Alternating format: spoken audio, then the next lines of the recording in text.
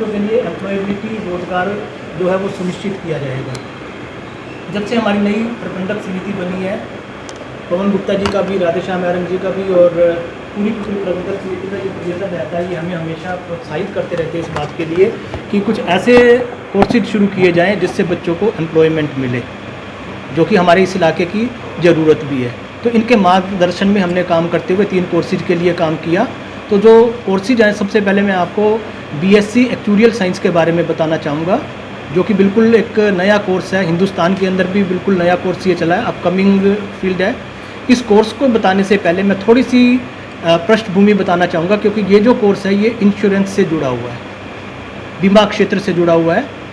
हिंदुस्तान के अंदर 50 से अधिक बीमा कंपनियां हैं, इन एडिशन टू जो गवर्नमेंट की एजेंसीज़ हैं, गवर्नमेंट की जो कॉरपोरेशंस हैं, बीमा कंपनियां, उनसे अलग 50 कंपनियां हैं। और उन सब के अंदर कहीं ना कहीं एक्चुरियल साइंस की ज़रूरत पड़ती है। बीएससी एक्चुरियल साइंस जो है ये बीमा से रिलेटेड है, बीमा से जुड़ी हुई है। बीमा भी हमारे पास 2 तरीके के हो जाते हैं, एक लाइफ इंश्योरेंस है, एक जनरल इंश्योरेंस है। तो सभी के सभी क्षेत्र के अंदर एक्चुरियल साइंस की ज़रूरत पड़ती है।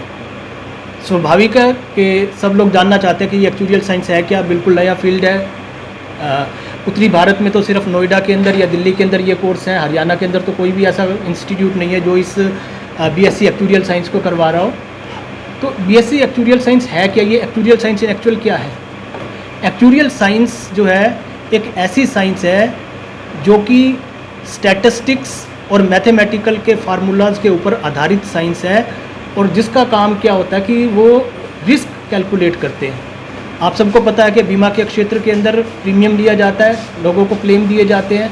तो जो एक्चुरियल साइंस के जो एक्चुरीज जो होते हैं, उनका मेन काम यही होता है कि वो रिस्क को कैलकुलेट करते हैं, और उस रिस्क को कैलकुलेट करने के बाद वो प्रीमियम डिसाइड करते हैं कि किस आदमी से कितना प्रीमियम लिया जाए। इसके लिए उन्हें बहुत सारा काम करना पड़ता है। मैथमेटिकल टूल्स हैं, स्टैटिस्टिक्स के टूल्स हैं, अकाउंट्स की उनको नॉलेज होनी चाहिए, इंश्योरेंस की नॉलेज होनी चाहिए। तो ये सारा का सारा एक्चुरियल साइंस के अंदर आता है। ये सारी की सारी हमें एक्चुरियल साइंस के अंदर स्टडी करनी होती है। और जब बच्चा बीएससी एक्चुरियल साइंस कर जाता है तो फिर उसको आगे जॉब मिलना बहुत आसान हो जाता है। जो बीमा के क्षेत्र में जितनी भी कंपनियां जुड़ी हुई हैं उनके अंदर तो उनको जॉब मिलता ही मिलता है। एक IRDA है जो इंडियन रेगुलेटरी बोर्ड है, जो इंश्योरेंस का रेगुलेटरी बोर्ड है, इंश्योरेंस रेगुलेटरी डेवलपमेंट अथॉरिटी जो है, उसने भी पीछे अपनी एक रिपोर्ट सबमिट की थी। और उन्होंने ये कंपलसरी कर दिया कि हर एक इंश्योरेंस कंपनी को जो है एक एक्चुअली अपॉइंट करना पड़ेगा। तो पूरी की पूरी इनकी एक टीम होती है जो बहुत मिलकर काम करती है, क्योंकि सबसे इंपॉर्टेंट काम जो पर्दे के पीछे काम करती है, इंश्योरेंस कंपनी के पीछे जो सारा कुछ डिसाइड करती है, वो एक्चुरियल साइंस के लोग ही होते हैं। और पूरी की पूरी बड़ी की बड़ी इनका पूरा का पूरा सेक्शन होता है जो इसमें काम करते हैं। तो ये जो एक्चुरियल साइंस के अंदर करने के बाद, बीएससी एक्चुरियल साइंस करने के बाद बच्चों को वहाँ पर जॉब मिल जाता है।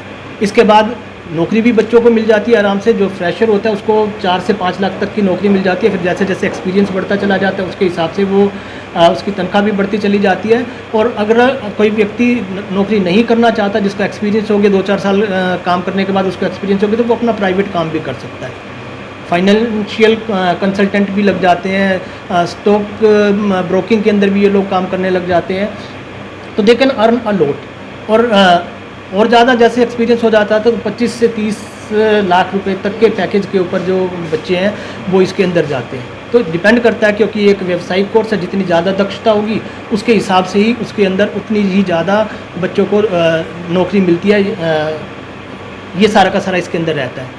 अभी हमारे पास हिंदुस्तान में जो सबसे पहले एक इंस्टीट्यूट बना था, institute of Actuaries of India के नाम से, बॉम्बे में स्थापित है ये, और एक यूके में है, लंदन में है, that is actuaries and faculty of UK, United kingdom की 2 संस्थाएं हैं जो इसके ऊपर मेन रूप से काम करती है। बॉम्बे के अंदर सबसे पहले एक हिंदुस्तान की वो है, वहाँ पर भी बच्चे अपना रजिस्ट्रेशन करा सकते हैं। जो स्टडिंग बच्चे हैं, कॉमर्स के बच्चे हैं या जो भी ग्रेजुएट लेवल के बच्चे हैं, उसमें रजिस्ट्रेशन करा सकते हैं। रजिस्ट्रेशन कराने के बाद वो वहाँ पर पेपर देते हैं, और वो पेपर वही पेपर होते हैं जो पेपर हम पढ़ाते हैं।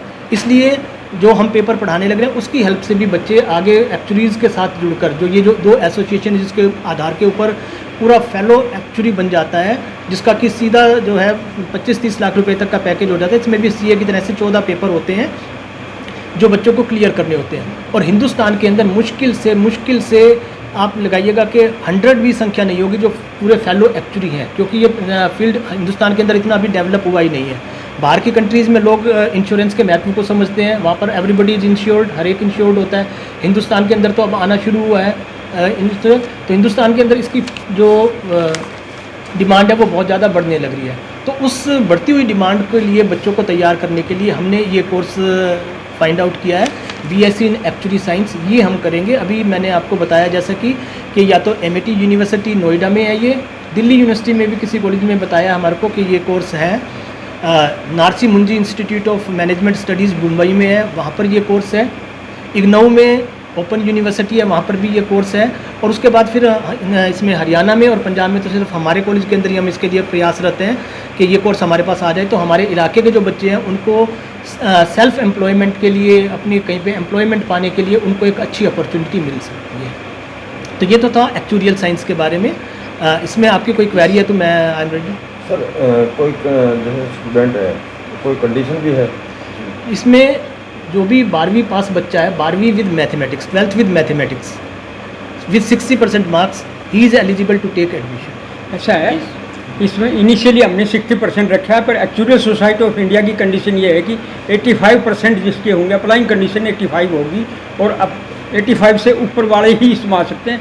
ये कैलकुलेटिव है सारा, इसलिए जिस बच्चे का मैथमेटिक्स में रुझान बहुत बढ़िया है, स्टैटिस्टिक्स बहुत बढ़िया है, मैनेजरियल उसका एप्टीट्यूड है, केवल वही इसमें सक्सेसफुल हो पाएगा।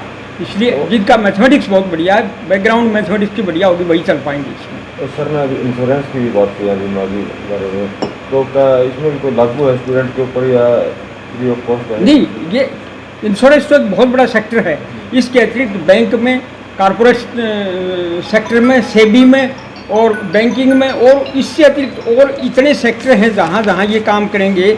जैसे स्टॉक ब्रोकर बनेंगे, फाइनेंशियल कंसल्टेंट बनेंगे, मार्केट रिसर्चर बनेंगे, इन्वेस्टमेंट कंसल्टेंट बनेंगे। इन्वेस्टमेंट कंसल्टेंट में गोल्डमैन सैच और मेरिल लिंच नाम की दो कंपनियां जो इंटरनेशनल मार्केट में काम करती हैं, और दोनों एक्चुरीज़ को हायर करती हैं। इसके अतिरिक्त hedge fund manager, tax adviser, corporate assistant, financial analyst, market research analyst, और सेबी और कॉर्पोरेट अफेयर्स में इनको बहुत ज़्यादा जगह मिलेगी। आज वर्ल्ड के अंदर चाइनीज़ सबसे ज़्यादा इंटरनेशनल मार्केट में छाए हुए हैं, और आपको जानकर ये खुशी होगी कि हमारे यहाँ एक्चुरीज़ की पढ़ाई 2006 में शुरू हुई थी, और 2006 से आज तक क्यूबा, उत्तरी कोरिया, सूडान, सीरिया और चीन के विद्यार्थी यहाँ पढ़ने आते हैं। यदि कोई यहाँ से बीएससी एक्चुरियल कर लेता है और वो Institute of Actuaries London, Society of Actuaries USA, casualty actuaries society USA और Institute of Actuaries of Australia के एक पेपर पास करने के बाद वो उस देश में सेवाएं देंगे, और वहाँ उनके हिसाब से पैकेज मिलेगी। यहाँ मैक्सिमम 30 लाख तक का पैकेज मिलता है। एक साधारण ग्रेजुएट यहाँ से किसी एक सब्जेक्ट में पास करके जाता है, बीएससी, बीए या बीकॉम, उसे 10-15 हज़ार की नौकरी मिल जाती है, वो संतुष्ट होता है। बीएससी एक्चुरीज जब अप्रेंटिस के रूप में काम करने जाएंगे तो उसे 30,000 रुपये एक्चुरीज को अप्रेंटिस के रूप में स्टाइफंड मिलेगा पर मंथ। इंटरनेशनल मार्केट में इतनी डिमांड है इसकी कि ये सौभाग्य है इस इलाके का कि प्रधान जी और राधेश्याम जी की मार्गदर्शन में ये कोर्स शुरू हुआ है। मैं ये गारंटी लेता हूँ कि 3 साल के बाद यहाँ के बच्चे इस इलाके के में ना रह के और विदेशों में जाकर इस कॉलेज का नाम रोशन करेंगे। और ये इतना जॉब ओरिएंटेड कोर्स है कि इसमें जो एडमिशन लेगा, पहली बार एडमिशन लेगा, 100% उसकी प्लेसमेंट होगी। पर्सन ये होगा कि 8 लाख में होगी, 10 लाख में होगी, 12 लाख में होगी या 25 लाख में होगी, ये उसके टैलेंट के ऊपर डिपेंड करेगा। एक्चुरीज़ की पढ़ाई करने के बाद फिर और क्या कर सकते हैं? एक्चुरीज़ की पढ़ाई बीएससी करने के बाद एमएससी एक्चुरियल साइंस कर सकते हैं, एमबीए एक्चुरियल साइंस कर सकते हैं, और बैंकिंग से संबंधित इंटरनेशनल कोर्सेज हैं। मैं 4 ऐसे कोर्सेज बताऊंगा जिनको करने के बाद इंटरनेशनल मार्केट में एक कंपनी है एडुप्रस्टाइन यूएसए की कंपनी है, और वो वर्ल्ड वाइड प्लेसमेंट देते हैं। उनके कोर्स हैं certified public accounting, certified management accountant, certified financial risk management और सर्टिफाइड फाइनेंशियल एनालिसिस।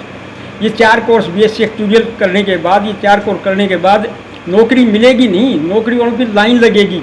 और प्रिंसिपल सर के पास फ़ोन आएगा कि आपके यहाँ से एक एक्चुरिस्ट ने इस साल बीएससी एक्चुरियल साइंस कर दिया और सर्टिफाइड एनालिसिस का एक कोर्स कर दिया है, आप हमारी कंपनी में भेजो, हम उसको 10 लाख रुपए देंगे। और डॉक्टर साहब कहेंगे उसके 15 लाख लग रही है और वो 20 लाख मांग रहा है, इस तरह से भाव बढ़ेंगे उसके। तो इस इलाके के लिए ये सबसे बढ़िया और बेहतरीन कोर्स है कि जो गुप्ता जी ने सपन देखा था उसको साकार होने में ये कोर्स है। वो जितना अब तक का प्रयास है उतना ही प्रयास ये सफल होगा। सर, जिस तरह रजिस्ट्रेशन के कोर्स की बात की आपने अभी की है, जी। क्या उसमें कोई फीस का प्रावधान है? जी, फीस का प्रावधान है इसमें। अगर आप दूसरी यूनिवर्सिटीज़ के कोर्स को देखोगे तो एमईटी 55 और 60 हज़ार रुपये पर सेमेस्टर लेता है, और यहाँ इस इलाके की ज़रूरत को देखते हुए और इस इलाके के बच्चों की नीड को देखते हुए एक बहुत रीजनेबल फीस रखी जाएगी। अभी फीस डिसाइड नहीं, पर रीजनेबल होगी। फीस डिसाइड फीस करने का कुछ यूनिवर्सिटी की गाइडलाइन होती है, वो आएंगे, नॉर्म्स के अकॉर्डिंग ही फिर हम फीस डिसाइड करेंगे। फीस डिसाइड होगी, सीट भी वो डिसाइड करेंगे, फीस भी डिसाइड होगी, पर फीस रीजनेबल होगी।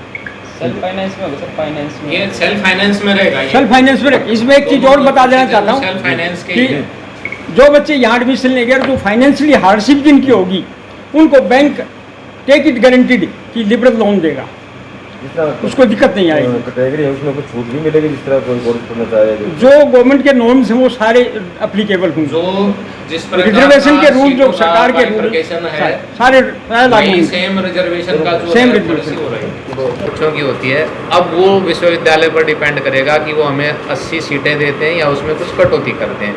उसमें जो रिजर्वेशन पॉलिसी जो सरकार की है एज इट इज़, जो बाकी एडमिशन्स में चल रही है, चाहे वो एससी की है, चाहे वो BCA है, BCB कैटेगरी है, ESM है, या जो फिजिकल हैंडीकैप्टेड हैं, जितनी भी सरकार की जो कैटेगरीज हैं उन्हीं के अकॉर्डिंग, उन्हीं गाइडलाइंस के ऊपर एडमिशन का जो प्रोसेस है वो उसी पोर्टल पे, जैसे अब पोर्टल पे जाते हैं, पोर्टल पे जाके ही इसका एडमिशन होगा। विश्वविद्यालय और उच्चतर शिक्षा निदेशालय के नियमानुसार रहेगा। कोशिश करेंगे कि इस सत्र से हमारी कक्षाएं शुरू हो जाए। मेडिकल लेबोरेटरी टेक्नोलॉजी का जो कोर्स है ज़्यादातर हरियाणा में जो है वो है डिप्लोमा, हमारा यहाँ पर ये होगा डिग्री। तो डिग्री करने के बाद बच्चे आराम से किसी भी मेडिकल लैब टेक्नोलॉजी लेबोरेटरी के अंदर अच्छा जॉब प्राप्त कर सकते हैं। जो फ्रेशर है उसको भी 25 से 30 हज़ार रुपये मिल जाते हैं, और जैसे जैसे एक्सपीरियंस बढ़ता चला जाता है उसकी तनख्वाह बढ़ती चली जाती है।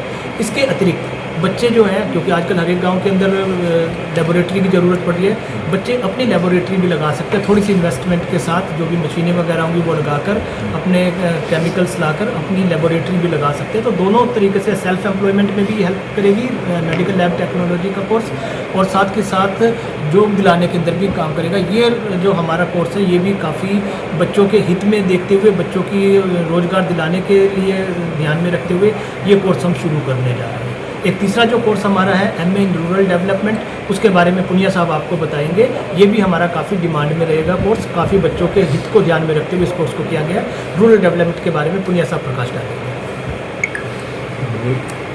देखिए, हमारे देश में 60 से 70% लोग गांव में रहते हैं, और सारे देश की जो जितनी भी इकॉनमी है वो गांव के ऊपर निर्भर करती है। रूरल डेवलपमेंट जो सब्जेक्ट है ये एक ग्रुप ऑफ सब्जेक्ट्स है। इसमें पंचायती राज पढ़ाया जाएगा, ग्रामीण विकास की बात और केंद्र सरकार और राज्य सरकार की योजनाएं पढ़ाई जाएंगी, इसमें मैनेजमेंट पढ़ाया जाएगा, इसमें एक्ट पढ़ाया जाएगा और सोशोलॉजी पढ़ाई जाएगी, इसमें कंप्यूटर पढ़ाया जाएगा। अब तक जितने भी सब्जेक्ट्स हैं उनसे ये बैलेंस सब्जेक्ट होगा। इसकी मार्केट डिमांड कितनी होगी, इसमें मैं 2 चीज़ आपको दिखाना चाहूँगा। भारत सरकार और केंद्र राज्य सरकारों के बीच में एक पत्राचार हुआ है, एक पोस्ट बनेगी पंचायत डेवलपमेंट ऑफिसर,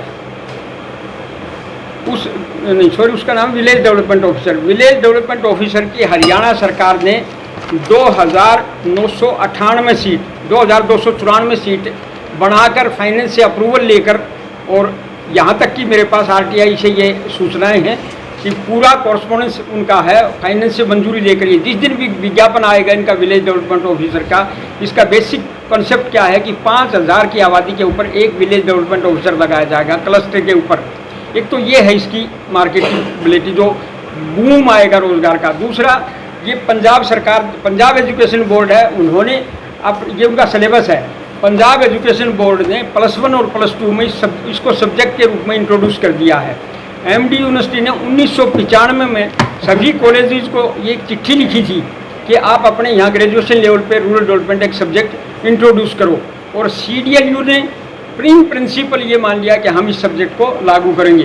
तो जिस दिन ये सब्जेक्ट लागू हो जाएगा स्कूल लेवल पर और कॉलेज लेवल पे, तो यहाँ के बच्चों को छीन कर ले जाएंगे, इतना बूम आएगा। विलेज डेवलपमेंट ऑफिसर की पोस्ट आएंगी, उसमें भी बहुत ज़्यादा लगेंगे। और एट प्रेजेंट हमारे पास जो सब्जेक्ट, ये जो सिलेबस है, इस सिलेबस में हमने ICR का सिलेबस लिया है एग्रीकल्चर का, नेट में उसी का सिलेबस आता है।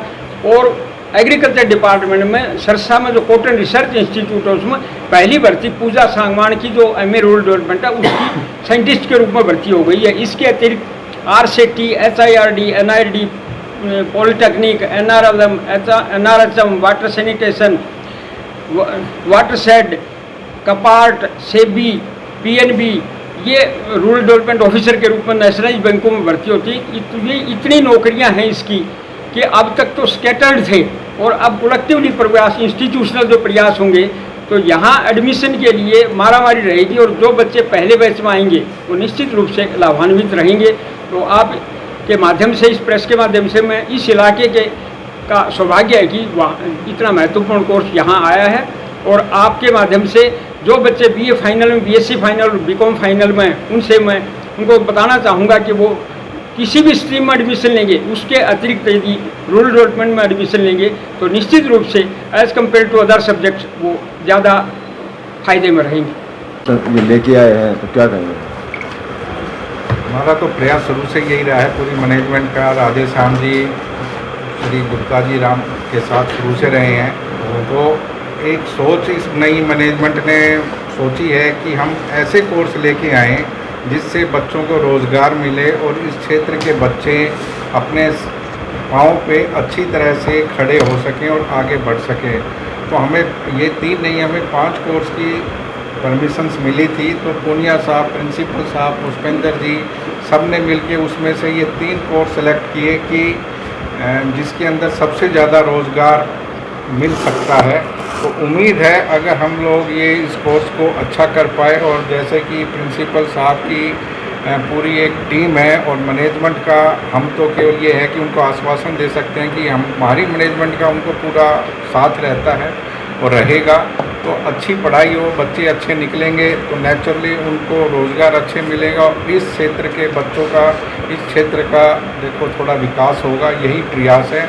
और जिससे कि अगर हम इसमें सक्सेस हुए तो मेरा ख्याल सबसे ज़्यादा खुशी राधेश्याम जी को होगी, क्योंकि वो बाबूजी के साथ रहे हैं। तो सपना तो उनका ही साकार करने पे लगे हैं, बाकी समय बताएगा, हम कोशिश कर सकते हैं। ये सर कितने समय तक यहाँ स्टार्टिंग की आशंका है? उम्मीद तो है कि ये 2 कोर्स तो हम इसी साल, मतलब इसी सेशन से चालू कर देंगे। तीसरे के भी प्रयास में लगे हैं, वो भी अगर हो गया तो इसी साल से चालू हो जाएगा। लेकिन 2 कोर्स तो हमें 99% उम्मीद है हम इसी सेशन से स्टार्ट कर देंगे। बच्चों को क्या कहना चाहेंगे? बच्चों को कहना चाहेंगे कि उनके लिए, इस क्षेत्र के बच्चों के लिए एक अच्छा मौका है। आप एक बारी हम लोगों के ऊपर, हमारी मैनेजमेंट पे, हमारे कॉलेज के स्टाफ पे विश्वास करके एक बारी इसमें आप एडमिशन लें, और हम अपनी तरफ से पूरा प्रयास करेंगे कि उनको अच्छा स्थान दे सकें और अच्छी पढ़ाई और शिक्षा दे सकें। सर बताइए, इतने अच्छे से कोर्स लेके आए हैं, आज से पहले कभी नहीं सुनने में आया। नहीं, मेरा प्रयास तो रहा कि नए कोर्स से जाए, बच्चों को अच्छी शिक्षा मिले। क्योंकि इस वक्त मैं बिल्कुल स्पष्ट शब्दों में कहूँगा, जो हमारे प्रिंसिपल साहब और उनकी टीम है, उन्होंने इस ओर ध्यान दिया। इससे पहले वालों ने इतने सीरियसली नहीं लिया। प्रिंसिपल साहब ने बल्कि स्वयं पहल करके मैनेजमेंट को आग्रह किया कि हम शहर पानी से नए कोर्स लेना चाहते हैं जो कि जॉब ओरिएंटेड होंगे और अच्छे एंटरप्रेन्योर तैयार होंगे। तो भाई पवन जी ने और हमारी पूरी टीम ने उत्साहवर्धन किया प्रिंसिपल साहब का। और ज़्यादा तो मैं कहूँगा इसमें हमारा इतना योगदान नहीं है, प्रिंसिपल साहब और उनके सहयोगी स्टाफ मेंबरन उनका है। वो अतिरिक्त उनको कार्य करना पड़ रहा है, रिस्क लेना पड़ रहा है, वो अपने बलबूते पर सब कुछ ये प्रयास कर रहे हैं। तो मैं प्रिंसिपल साहब को और उनकी पूरी टीम को मैनेजमेंट की तरफ से बधाई दूंगा कि वो अच्छे प्रयास में लगे हुए हैं और इसका हमें अच्छा फल मिलेगा, ये पूरी आशा है हमारा। अब तो मैं बैकवर्ड नहीं कहूँगा, जिस वक्त गुप्ता जी ने स्थापना की जनता कॉलेज की तो हमारा बहुत पिछड़ा हुआ इलाका था, अब तो हम बहुत आगे बढ़ गए और बल्कि जो अच्छे बिग सिटीज हैं उन तक पहुंच गए। सभी प्रकार की यहाँ पढ़ाई गुप्ता जी ने प्रोवाइड की है, MBA MCA मेडिकल सभी तरह के आप लोग देख रहे हैं यहीं से जुड़े हुए हैं। तो ये सब गुप्ता जी के प्रयासों का ही फल हुआ है। तो हमारा तो प्रयास ही है कि गुप्ता जी ने लगाया है, वृक्ष लगाया है, बल्कि उन्होंने हमें तो सब कुछ तैयार करके सौंपा है। तो हम तो बड़े भाग्यशाली हैं कि हमें सब कुछ बना बना गुप्ता जी ने दे दिया और हम इसको सुरक्षित रख के संभाल पाएँ, वो हम अपना अभाग्य समझेंगे। मैं ज़्यादा तो इस अवसर पर जो कोर्सेज के बारे में तो प्रिंसिपल साहब, पूनिया साहब, अग्रवाल साहब इन्होंने पूरी डिटेल में बतलाया है। बहुत अच्छे कोर्सेज है, हमारे बच्चों को बहुत लाभ मिलेगा, जो गारंटीड है। बल्कि अच्छे जो और इंटेलिजेंट हैं वो एंटरप्रेन्योर बनेंगे, खुद अपना व्यवसाय करेंगे और अपने भाइयों को साथियों को रोजगार देंगे इस एजुकेशन को प्राप्त करके। तो इस अवसर पर मैं आप सभी का भी धन्यवाद करता हूं जो आप लोग आए और हमारा हौसला वर्धन किया। और प्रिंसिपल साहब को भी से हौसला मिलेगा, हम भी आए आप भी आए तो ये और उत्साह से इस कार्य को आगे बढ़ाएंगे और हम कामना करते हैं कि इनको अपने इस प्रयासों में सफलता मिलेगी और इस इलाके के बच्चों को, लोगों को जो है ना उसका लाभ मिलेगा। और उससे फिर अब 2 कोर्स कर रहे हैं, तीसरे के लिए प्रयास जारी है। आगे आगे जो भी, क्योंकि तकनीक का ज़माना है, बहुत बहुत नई नई चीज़ें आ रही हैं सामने, तो हमें भी उनको अडॉप्ट करना चाहिए, उनका लाभ उठाना चाहिए, उनको जो है प्रैक्टिकल में लाना चाहिए। तो सबसे ज़्यादा क्या नाम कभी मैं कहूँगा कि प्रिंसिपल साहब के हम आभारी हैं जो उन्होंने प्रयास किया, अपनी टीम को साथ लगाया और इस कार्य में लगे हुए हैं। तो इनको अवश्य सफलता मिलेगी, हमारी यही कामना है।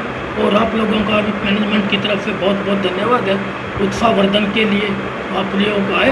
और आप लोगों के माध्यम से पब्लिक में बातें जाएगी कि जनता कॉलेज के प्रयासों से यहाँ नई एजुकेशन प्रारंभ होने जा रही है और लोगों को नई प्रकार की शिक्षा मिलेगी, उसका यहाँ के इलाके के बच्चों को लाभ मिलेगा। कॉन्फ्रेंस थी, वो महाविद्यालय 3 नए कोर्सेज के लिए प्रयास कर रहा है और वो प्रयास 99% तक हम उसमें आगे बढ़ चुके हैं। केवल विश्वविद्यालय के अनुमति का इंतज़ार है। विश्वविद्यालय की टीम विजिट कर चुकी है। 1-2 दिन में जैसे ही NOC विश्वविद्यालय से मिल जाएगा, डायरेक्टर हायर एजुकेशन से हमें NOC मिल चुका है, उसी समय हम डायरेक्टर हायर एजुकेशन से पोर्टल पर हमारे कोर्स डालने का अनुरोध करेंगे और एडमिशन का प्रोसेस हम शुरू कर देंगे। ये तीनों ही जो कोर्सेज हैं वो जो वारंटेड है, 2 चौधरी बंसीलाल विश्वविद्यालय भिवानी से संबंधित हैं और तीसरा हम प्रयास कर रहे हैं श्री विश्वकर्मा यूनिवर्सिटी जो कौशल यूनिवर्सिटी हरियाणा की एकमात्र गुरुग्राम की बीवॉक मेडिकल टेक्नोलॉजी, उनसे वो संबद्धता हमने लेने का प्रयास चल रहा है। हमारा अंतिम स्तर दौर में है ये और शीघ्र ये प्रयास रहेगा कि इसी वर्ष ही इसी सेशन में हम इनके तीनों के कोर्सेज के एडमिशन कर पाएँ। इनके 2 कोर्सेज है वो कौन से हैं? 2 कोर्सेज चौधरी बंसीलाल विश्वविद्यालय से जो हैं वो हैं MA रूरल डेवलपमेंट ग्रामीण विकास, MA ग्रामीण विकास और दूसरा BSc एक्चुरियल साइंस। क्योंकि तीसरा जो कोर्स है वो पैरामेडिकल कोर्स है और जो चौधरी बंसीलाल विश्वविद्यालय, क्योंकि हमारा जो चरखी दादरी जिला और भिवानी जिले के जितने भी महाविद्यालय हैं वो सभी चौधरी बंसीलाल विश्वविद्यालय से एफिलेटेड हैं, इसलिए एफिलेशन उसी से ही हमने लेनी थी। लेकिन विश्वविद्यालय ने हमें ये कह के NOC दे दिया है कि भाई ये हम इसको चलाने की अनुमति आपको नहीं दे सकते क्योंकि ये पैरामेडिकल कोर्स है, आप किसी दूसरे विश्वविद्यालय से संपर्क करें। फिर हमने श्री विश्वकर्मा यूनिवर्सिटी से संपर्क किया, उन्होंने अपनी टीम भेज दी है, हमने डॉक्यूमेंट सबमिट कर दिए। जैसे ही टीम आएगी NOC आएगा, हमारा ये कोर्स भी तीसरा भी शुरू हो जाएगा। टाइम क्या कुछ रहेगा सर इसमें? एडमिशन्स का तो जो एक रूटीन का प्रोसेस है, जैसे 28 तारीख के बाद जैसे ही थर्ड काउंसलिंग शुरू होगी, हम प्रयास करेंगे कि 2 कोर्सेज़ के लिए तो हम DHE से पोर्टल पर डालते ही और विदाउट लेट फीस ये कोर्स चलाएं। उसके बाद जो भी नॉर्म होते हैं DHE के और यूनिवर्सिटी के, उसके अकॉर्डिंग हम इसको कोर्स का रखेंगे। कितना समय रहेगा? कोर्स कितने साल? कोर्स BSc कोर्स है, ग्रेजुएशन कोर्स है, 3 साल का है।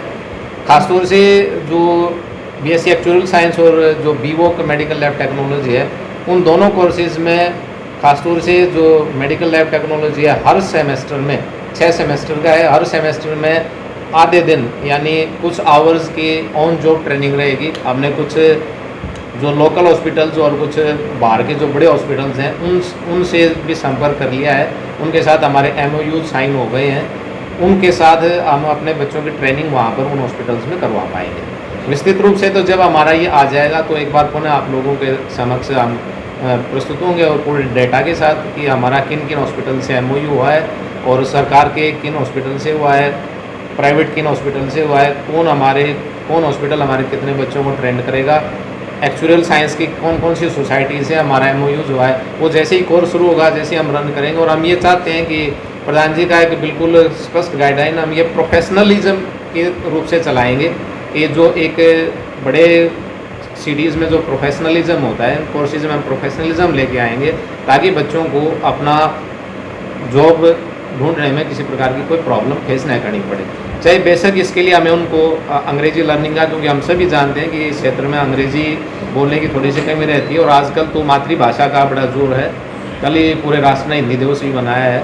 तो हमारा प्रयास ये रहेगा कि ज़्यादा से ज़्यादा ऐसे गेस्ट लेक्चरर्स को, ऐसे गेस्ट फैकल्टी को इनवाइट करके, चाहे वो किसी भी फील्ड के हों, चाहे वो टीचर हों, चाहे वो कॉरपोरेट से हमें लाने पड़े, हम ऐसे लोगों के लेक्चर भी करवाएंगे। यानी जो संक्षेप में मैं बताऊं कि जो रूटीन का हमारा एजुकेशन का प्रोसेस है, उससे हट के डिबेट्स, डेक्लेमेशन, सेमिनार, कॉरपोरेट कहीं जाना पड़े तो विजिट करनी पड़े हमें, चाहे हमें टूर्स कंडक्ट करवाने पड़े, चाहे कंपनीज़ को विजिट करना पड़े, वो सारा प्रोफेशनलिज्म हम इसमें लेके